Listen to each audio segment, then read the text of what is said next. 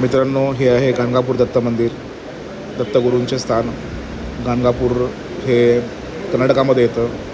मस्त भव्य मंदिर आहे, जुन्या काळातलं मंदिर आहे. दत्तगुरू इथे वास आहे या मंदिरामध्ये. त्याचं प्रशस्त सभामंडप आहे. खूप छान प्रकारे मंदिर आहे. त्या मंदिरामध्ये कमीत कमी 500-600 लोक बसतील एवढा मोठा त्या मंदिराचा आवार आहे.